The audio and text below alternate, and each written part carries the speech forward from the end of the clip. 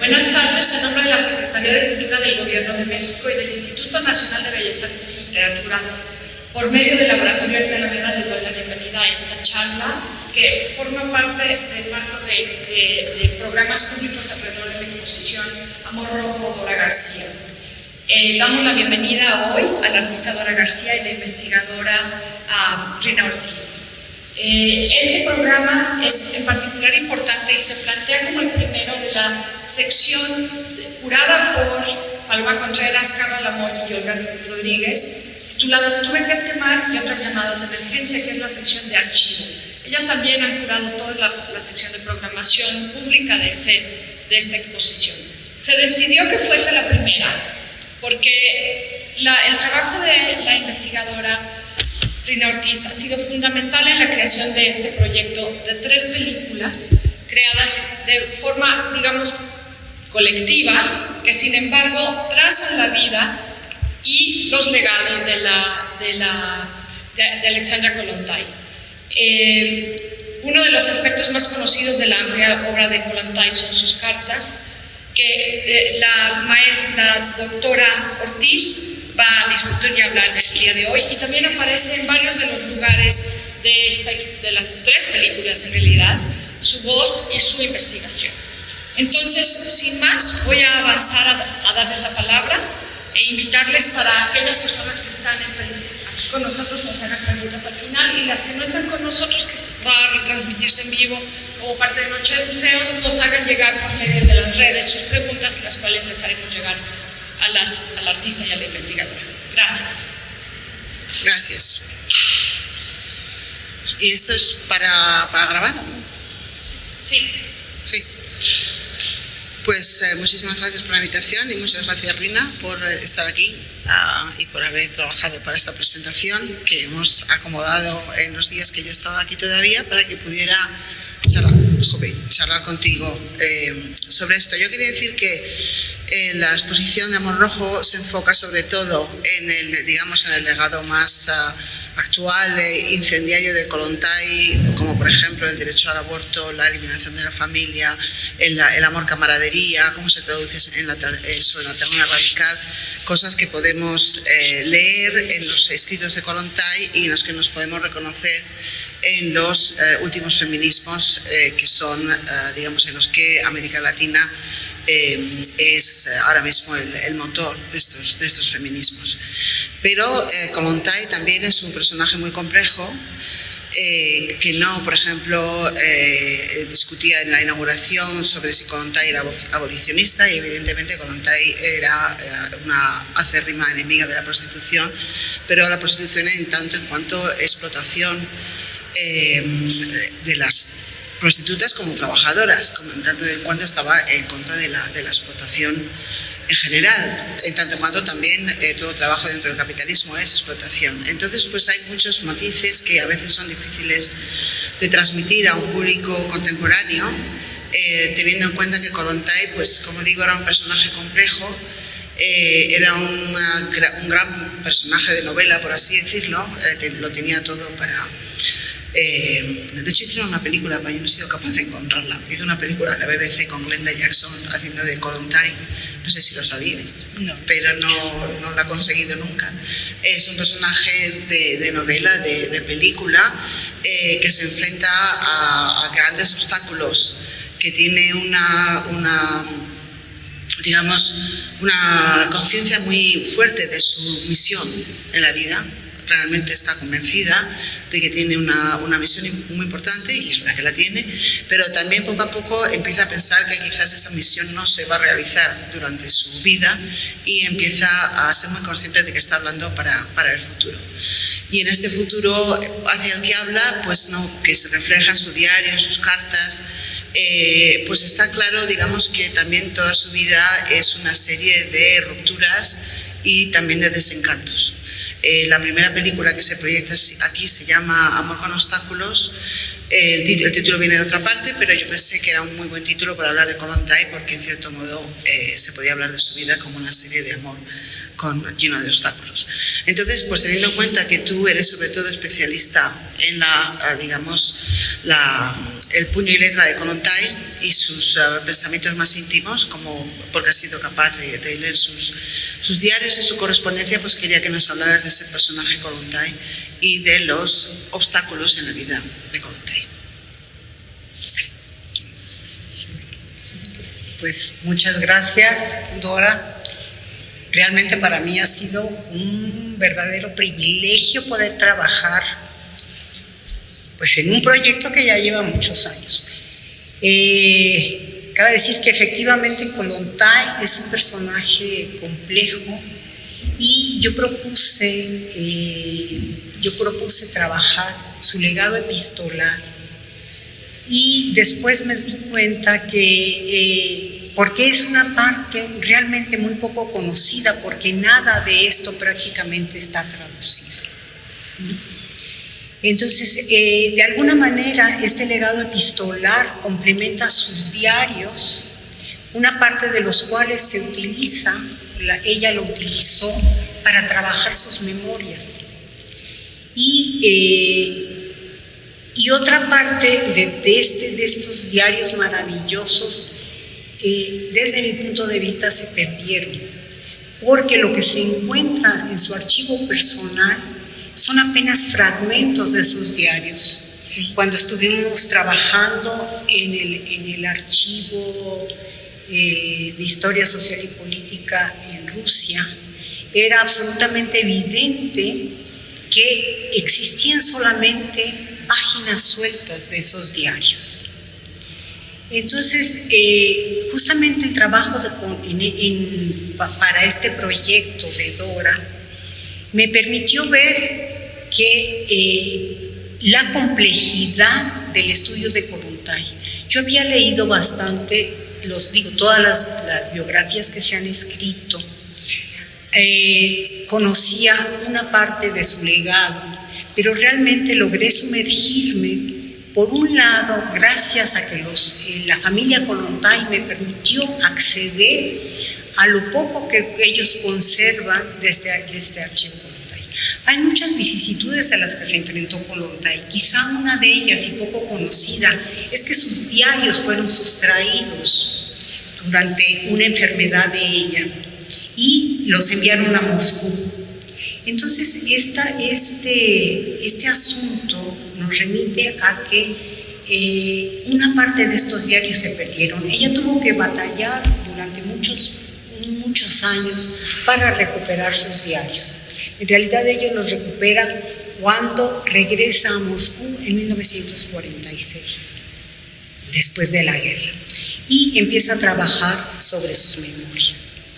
Entonces, yo veía, por un lado, que los diarios estaban incompletos y de pronto me topo con sus cartas. Sus cartas nos permiten adentrarnos justamente a los obstáculos que ella vive a lo largo de su vida. Yo decía, por un lado, cuando lo propuse, yo pensé que justamente el público al que esto iba dirigido era un público de otra época. Un público al que ya las cartas seguramente les suenan como algo realmente de museo, pero tendríamos que remontarnos todo el tiempo. Este año se cumplen 150 años del nacimiento de Kollontai. Entonces, este año, así que este trabajo, esta exposición que ahora se presenta, me parece que es un justo tributo a esta mujer, una mujer excepcional realmente. Entonces, las cartas fueron un vehículo importante de comunicación en su época. Tenemos que considerar cómo yo dividiría la vida de Kollontai en 4 diferentes momentos.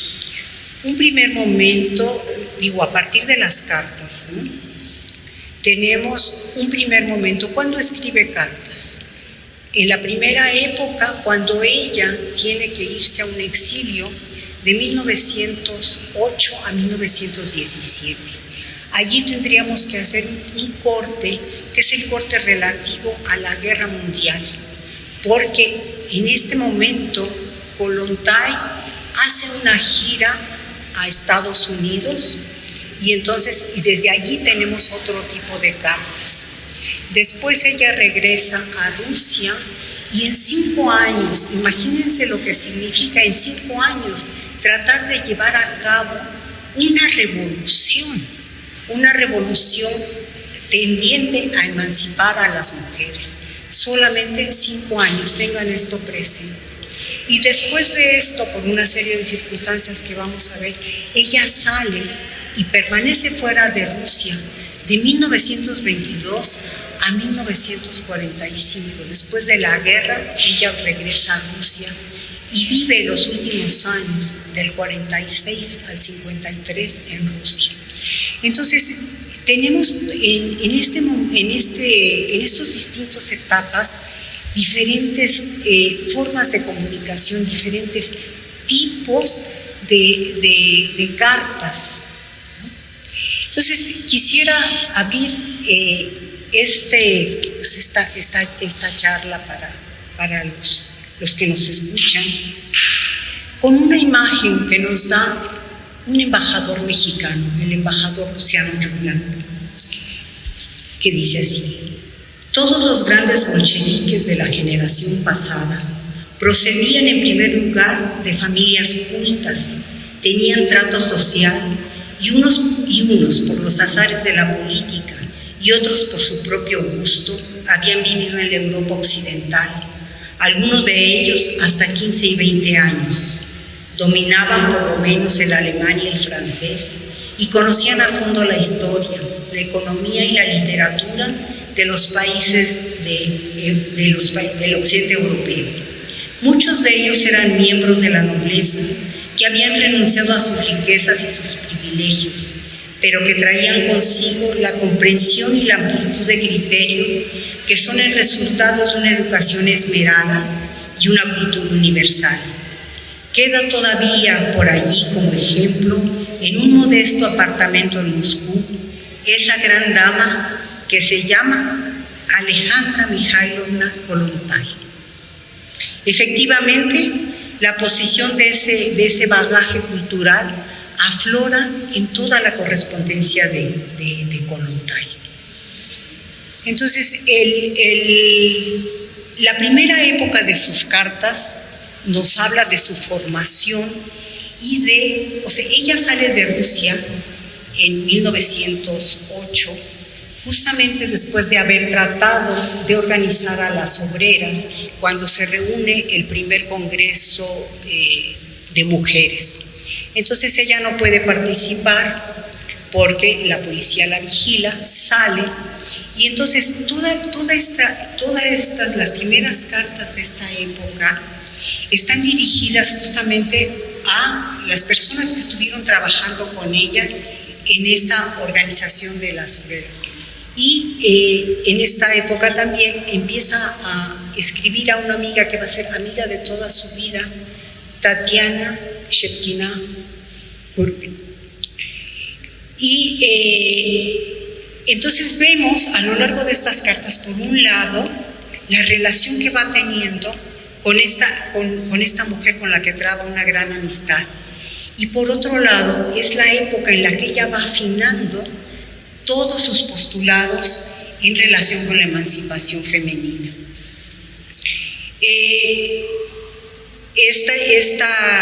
Esta primera época, digamos que es una época para ella por un lado se foguea, por otro lado tiene un enorme trato con las feministas, con las que se están ocupando, con la socialdemocracia, con las mujeres de la socialdemocracia alemana. Y entonces ella escribe continuamente a sus amigas rusas, diciéndoles que no deben de caer en la lucha. Dice, la socialdemocracia lleva 20 años organizando a las mujeres, y si vieran cuántas dificultades todavía tienen, y nosotros apenas tenemos ni siquiera 5 años trabajando con ellas. Entonces son unas cartas muy optimistas, y ella va transmitiendo a las personas con las que convive justamente toda la experiencia con las feministas, con las mujeres, con las organizaciones de mujeres, no solamente en la socialdemocracia, sino realiza una serie de viajes, participa en diferentes congresos. Todas estas experiencias las va transmitiendo paulatinamente a sus correligionarias. Entonces, y existen, por ejemplo, en estas cartas también ya unos atisbos de los problemas a los que se va a enfrentar en Rusia. Por ejemplo, después de una gira, porque ella hace gira viajes de agitación por toda Europa. Y entonces en uno de sus viajes, agitando por Bélgica, en varios periódicos piden su expulsión por estar propagando la libertad sexual, ¿no? El amor libre. Entonces, ella lo cuenta con mucha gracia, pero esto ya es un atisbo de la resistencia que va a enfrentar su idea del amor. Esta es una primera, digamos que es uno de los temas que se manejan. Luego, posteriormente, toda esta experiencia le sirve a ella para ir formulando una serie un trabajo fundamental que es la sociedad y la maternidad. Un trabajo que solamente se publicó en ruso una sola vez y no más. Entonces, pero todo ella se hace una serie de trabajos destinados que se publicaron en diferentes periódicos y que después algunos de ellos o algunas de sus ideas fueron rescatadas y los publica posteriormente en su época de vivencia dentro de la Rusia soviética. Pero ella, la mayor parte de estos trabajos pequeños en los que va construyendo otras nociones de lo que es la emancipación femenina se conoce muy poco.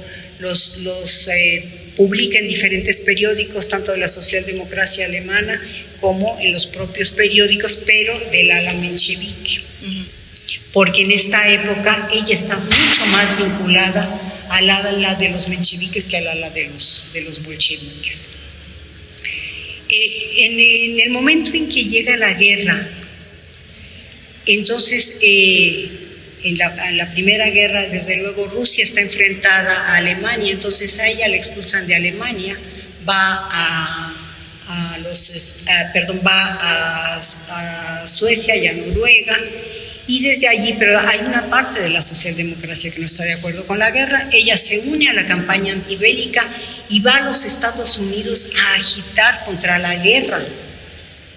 Entonces, esto nos hace ver que es una mujer que está justamente viviendo su momento, ¿no? Entonces, ella hace todo el periplo de la guerra, pero no pierde oportunidad también de conectar con todas las mujeres.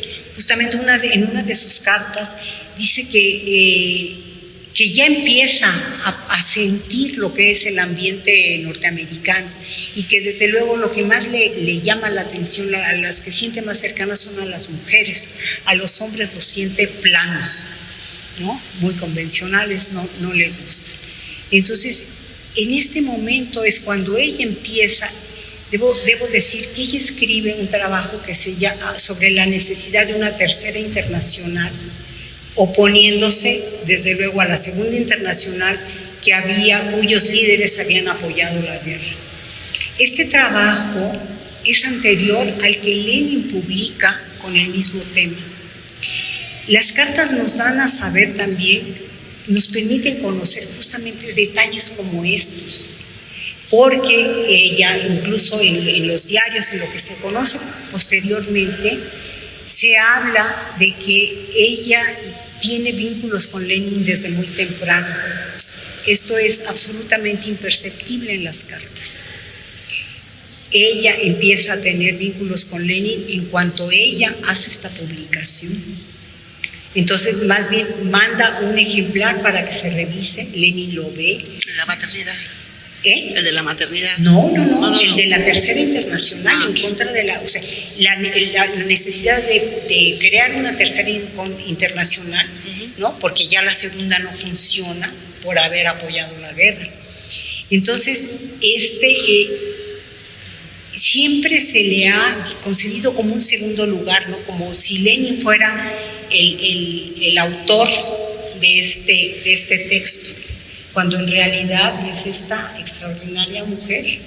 Entonces esto se publica como una hoja volante y efectivamente en este momento ya de la guerra empieza a tener un trato muy constante. ¿Qué año es? 1914. Finales, en 15 sale publicado. Entonces empieza a tener este vínculo ahora sí con Lenin y con Krupskaya, y se acerca mucho más a el ala bolchevique. Entonces ella está luchando, o sea, su interés estuvo centrado desde luego en la emancipación femenina, pero en el momento de la guerra lo centra en la necesidad de terminar con la guerra, de luchar contra la guerra como el principal obstáculo.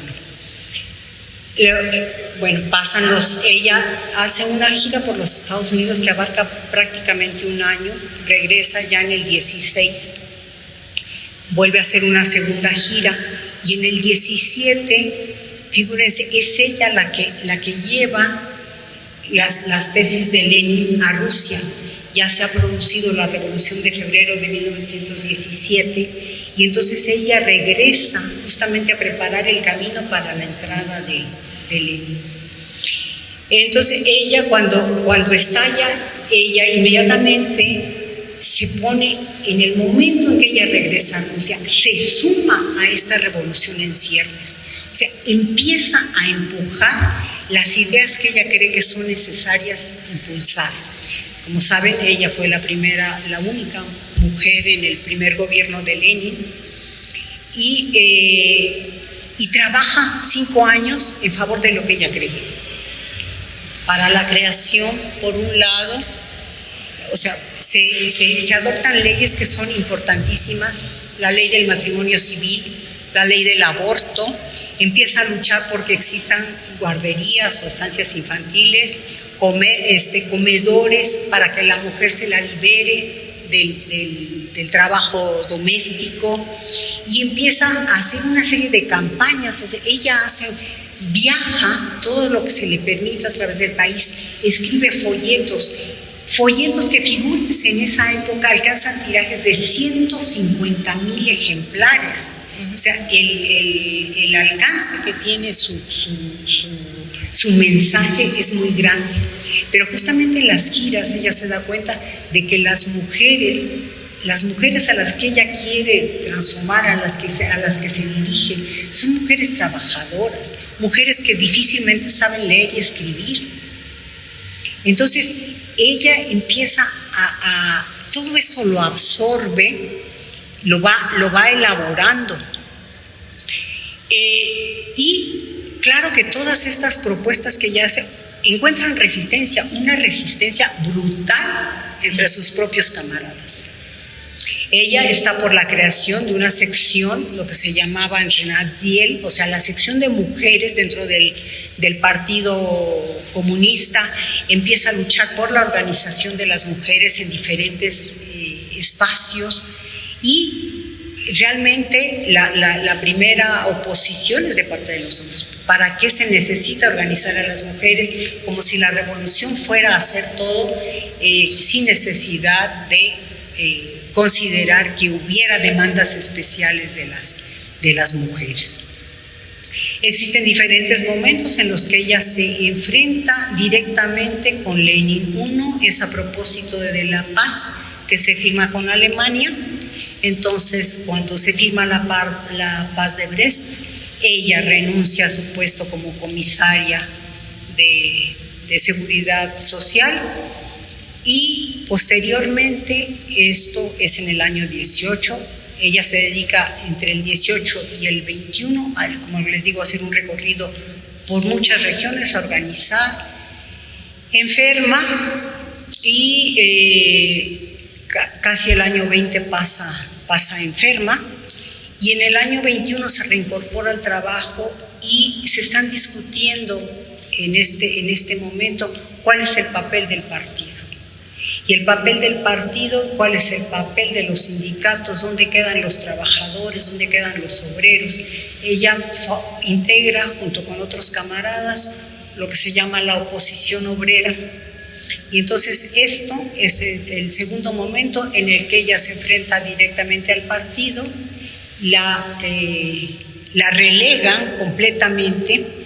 Entonces ella renuncia tanto a la organización de las mujeres, y ahora justamente en sus cartas, las cartas que se conservan en su archivo personal, se ven efectivamente las dos cartas que ella envía diciendo que no entiende por qué no se quiere la organización de las mujeres, por qué se están suprimiendo estas secciones especiales de mujeres, que es un terrible error, que ella renuncia y que no se responsabiliza de lo que pueda suceder después.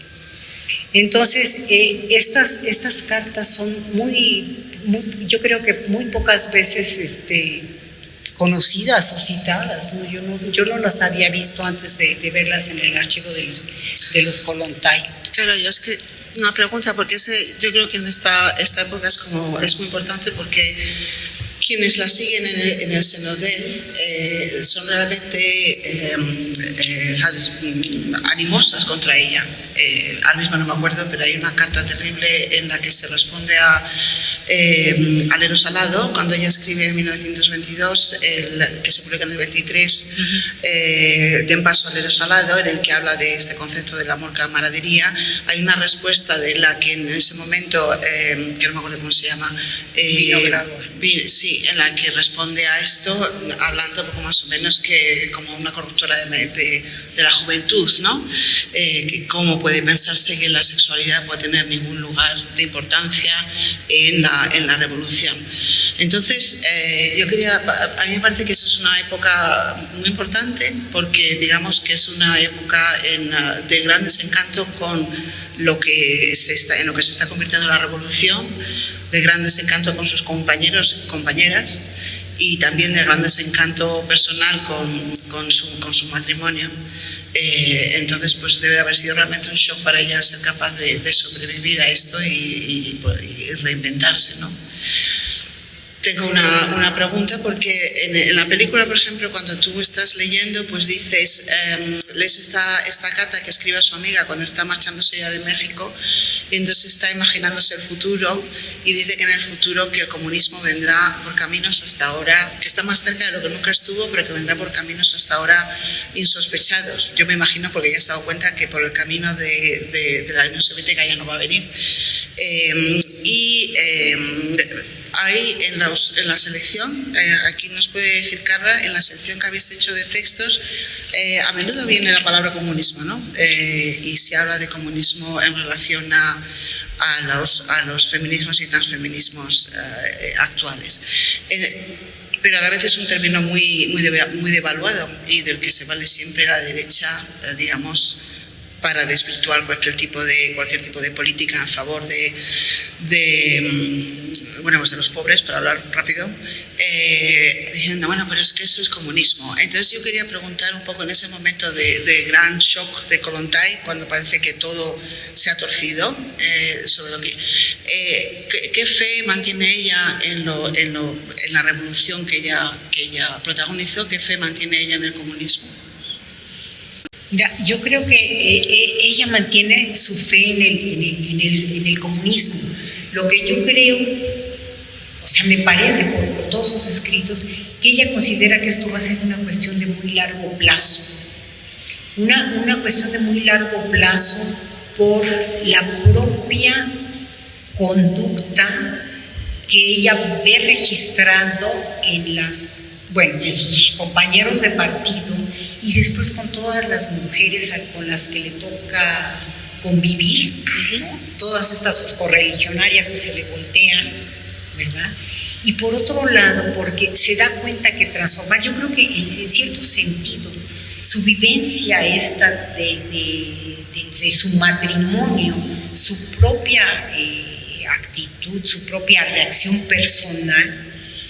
Ella dice, pero ¿cómo es posible que yo sufra de celos? ¿Cómo es posible que mi esposo me haya traicionado? ¿Cómo esta libertad, que ella había pregonado, ¿no? De que, bueno, el amor no es eterno, el amor tiene altibajos, etcétera. Pero esta terrible vivencia personal que tiene, que esto nunca se ha publicado, ¿no? ¿Te acuerdas que vimos en sus documentos? Existen una serie de reflexiones muy, muy, muy tristes, ¿no? De un enorme dolor. Y entonces, ella lo ve también en otras personas. Yo creo que esto es absolutamente perceptible, por ejemplo, en sus novelas, ¿no? Todas las historias que toman, de cuánto tiempo llevará la transformación de nuestra propia actitud como individuos, como personas, etc. Entonces, yo creo que ella empieza a plantear esto del comunismo de un larguísimo plazo, ¿no? Cuando tiene una de las conversaciones con otro de los embajadores mexicanos allá, cuando le dice que, bueno, es que lo único que les queda es escribir sus memorias, sí, porque quién sabe cuándo llegará el comunismo. Yo creo que ella confía en que va a haber un cambio, pero un cambio que se va a producir, no se sabe cuándo. Esto lo reitera.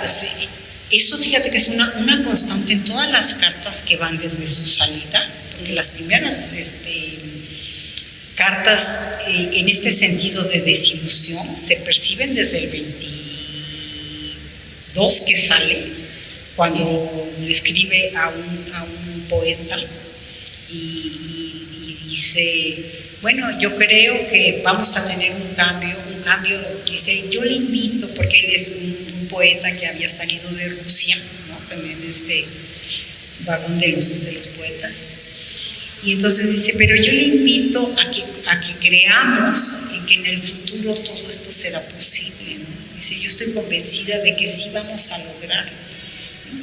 Y tú ves, por ejemplo, cuando registra ella su asistencia a los diferentes, ella año con año celebraba el 8 de marzo, ¿no? El Día de la Mujer, y entonces si comparte con sus amigas cómo va viendo esta celebración. Y entonces también ella alberga todavía mucha confianza en que va a haber un cambio. ¿Cuándo? No se sabe. O sea, yo creo que ella se muere convencida de que será posible. Quizá no dentro de la URSS. Ahora, tampoco podemos pensar que nos iba a decir en lo que publicaba, nunca podría referirse a esto, ¿no? Estaba viviendo Stalin y pues les había tocado vivir mucha represión, ¿no? Pero yo creo que sí, ella está convencida de que va a haber realmente un cambio. Y ella también, en la época en que trabaja en el Senodel, también manifiesta una especie de exasperación con las mujeres, ¿no? En el sentido que, bueno, pues toda esa gran labor que hacía el Departamento de Mujeres, que es de ir a todas partes, que lo vemos aquí en la película cuando aparecen, no sé dónde son, del Oriente, ¿no? De las repúblicas soviéticas de Oriente, pues todo este gran trabajo de educación que hacía el Senodel para aprender para que las mujeres aprendieran a leer. Recuerdo que ella cuando está en Estocolmo colabora mucho con una escuela de mujeres, ahora no me acuerdo cómo se llama, pero había una escuela de mujeres que la llevaba su amiga Ada Nilsson, que la llamaban la escuela de divorcios, porque todas las mujeres que iban a la escuela se acababan divorciando. Entonces, pues toda esa labor de educación, en sus cartas se ve que está un poco exasperada de la resistencia que encuentran las mujeres mismas para su propia emancipación, sí, que yo creo que es una cosa que también podemos muchas reconocernos en los feminismos contemporáneos, pues digamos las mujeres como el que mantienen el patriarcado a capa y espada, ¿no? Que realmente son agentes eficacísimos del patriarcado, las vemos a diario. O sea, no me voy a extender más. Yo lo que quiero saber es el parecer de Kollontai sobre esta resistencia de las mujeres mismas, ¿no? Que se supone que son la fuerza con la que tiene que contar ella para esa emancipación. Sí, yo creo que ella considera que el primer obstáculo es justamente la actitud de las mujeres, porque dice, mientras nosotros sigamos atadas a un hombre, o sea, mientras nosotros consideremos que nuestro valor reside en que un hombre nos valore, no vamos a avanzar. Y este es algo sobre lo que ella vuelve una y otra vez, y son ideas que comparten básicamente con sus amigas, porque por ejemplo yo me doy cuenta que en las cartas, o sea, sus corresponsales son muy variados, pero realmente con quienes logra una gran intimidad es con sus amigas, por un lado, y con otro diplomático al que le quiere legar ella su archivo, Mirsky. Sí, que está en la primera película. Entonces, las cartas a Mirsky son muy... Realmente sí logra esta profundidad, esta intimidad, o sea, pero creo que es el único personaje con el que lo ve. Ahora te digo, yo siento que esta desesperación que le dan las mujeres, porque por ejemplo, sí tiene expresiones sobre lo que estamos luchando. Estamos en el año 1935 y queremos todavía la igualdad de las mujeres. Pues ¿dónde estamos? ¿Qué estamos demandando? ¿A qué igualdad nos estamos refiriendo?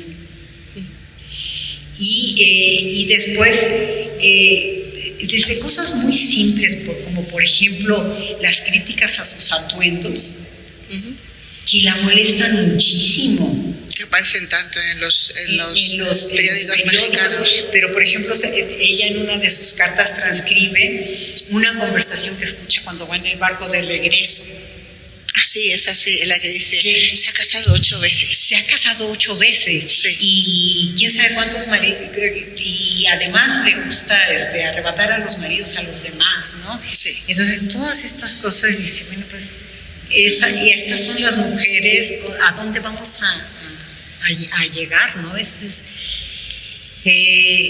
Yo creo que hay, bueno, aquí en esta última película, cuando refieres muy bien el dolor que siente cuando se hace una historia del movimiento de mujeres y se omite su nombre, ¿no?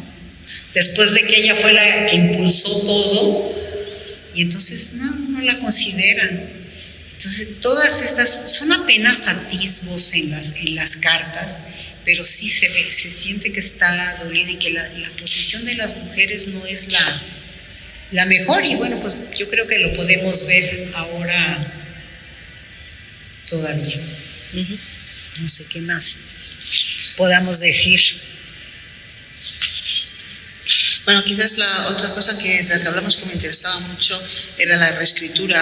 Es la idea porque pues hay muchas críticas a Kollontai, aparte de lo del abolicionismo, pues también hay mucha discusión sobre su postura hacia la homosexualidad. Ahora mismo no me he preparado esto, pero yo sé que había en el primer gobierno comunista, había varias personas de responsabilidad que eran homosexuales y, como se dice ahora, abiertamente homosexuales. Un embajador, recuerdo, no, un ministro de Asuntos Exteriores. Bueno, no lo diré, pero había varios, y esto, digamos, digamos que era la conciencia de que el Estado no se tenía que meter en la vida privada de los ciudadanos, pues era lo que hacía posible esta, digamos, no penalización de la homosexualidad. Tampoco es que hubiera exactamente entusiasmo hacia ella, ¿no? Pero no se penalizaba, y esto se acaba con Stalin. Hay una famosa carta que también escribe alguien, que no me acuerdo cómo se llamaba, en la que le dice al camarada Stalin por qué esa animosidad contra los homosexuales cuando es perfectamente posible ser homosexual y ser un buen comunista. Y entonces Stalin no contesta y escribe encima algo así: un idiota y un degenerado, es lo que escribe en la carta que le manda. Entonces, pues, se me ha perdido el hilo completamente lo que quería preguntar cómo estas reescrituras que hace Kollontai, precisamente, a veces yo creo que en la lectura que se hace contemporánea de Kollontai se le acusa de cosas que son poco justas. Como es, por ejemplo, yo no he leído nada de Kollontai sobre la homosexualidad, por ejemplo, pero sin embargo he oído a gente decir que era homófoba. Yo no he encontrado nada que pueda como dice, apoyar tal cosa. También se habla, digamos, de que no tenía solidaridad con las prostitutas. Yo creo que al contrario, en la novela Dos Hermanas se habla justamente de la situación injusta en la que viven, de la necesidad de acabar, digamos, con la explotación y con esa situación de inferioridad y objetivación.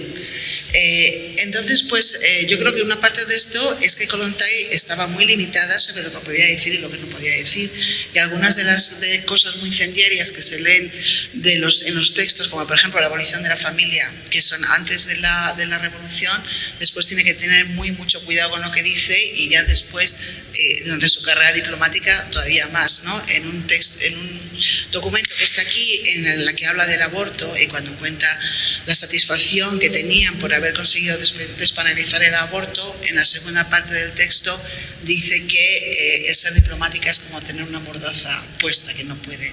Entonces, pues quería quizás cerrar un poco o hablar sobre esta idea de la escritura y la reescritura, las cosas que podía decir y las que no podía decir, y cómo en la primera película tú dices que esta especie de nota manuscrita en las que habla de la satisfacción sobre la ley del aborto, en realidad ella la coloca sobre ese texto en el que obedece órdenes o directrices de Stalin, diciendo que ya no hace falta el aborto en la Unión Soviética porque la madre está perfectamente protegida y no hay razón para abortar. Ella coloca esa nota manuscrita como para que podamos imaginar las presiones a las que estaba sometida. Ha sido una pregunta larguísima, perdón, ¿eh? No, efectivamente, no, sí, Kollontai escribe y reescribe sus memorias, como les digo, su archivo fue saqueado, y ella escribe sus memorias cuando regresa a Moscú. Entonces, efectivamente, todo lo que ella tiene que escribir, lo tiene que escribir con pinzas. Está en la época de Stalin, uno tiene que cuidar lo que dice. Yo te contaba que a mí me llamó mucho un texto que escribieron hace muchísimos años una feminista argentina, que titula su trabajo "Tanto nadar para ahogarse en la orilla". Me pareció tan injusta, porque decía que porque no había defendido después a la oposición obrera. Ella es la que hace la defensa de la oposición obrera, ella es la que presenta, ella es la que hace el discurso, ella es la que tiene que salir de la sesión, tanto de la sesión del partido como después en la Internacional Comunista, y salir con ese derecha guapísima, pues sí,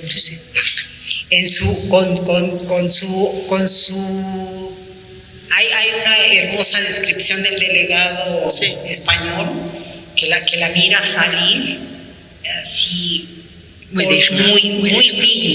digna de esa sesión. Ella defiende no puede hacer más si el partido ha rechazado, y ya la Internacional Comunista ha rechazado la oposición de la oposición obrera. Además, no sé, ¿qué pretenden?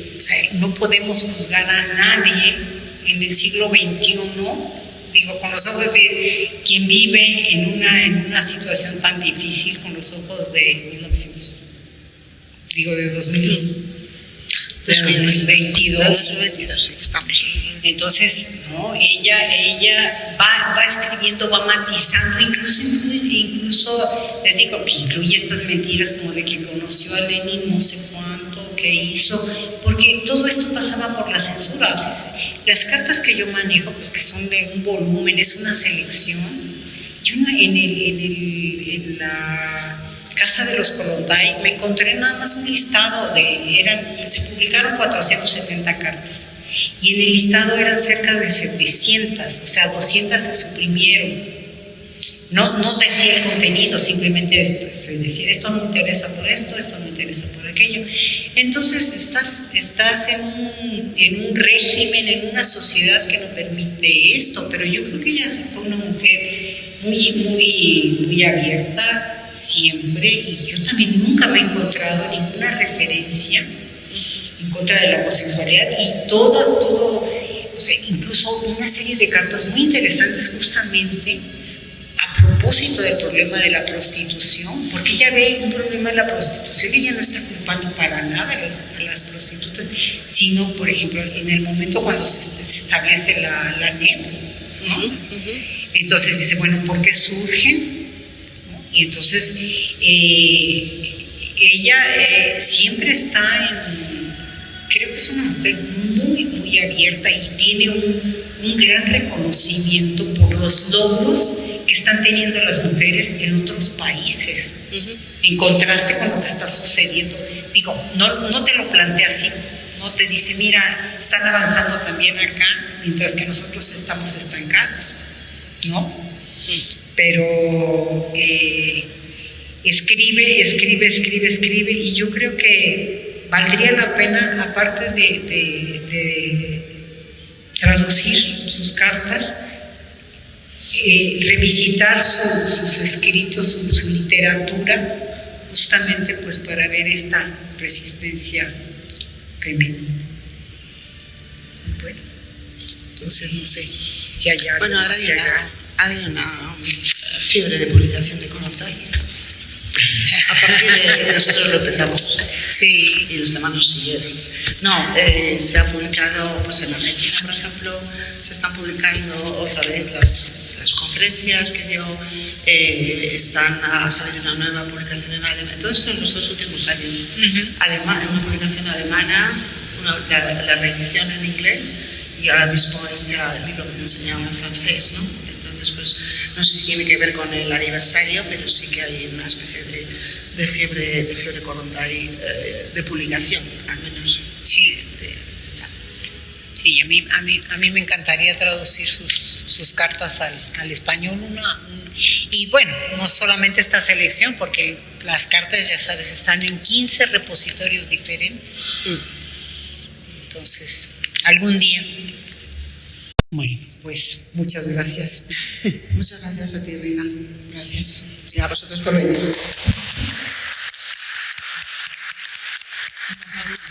Nos vemos a punto.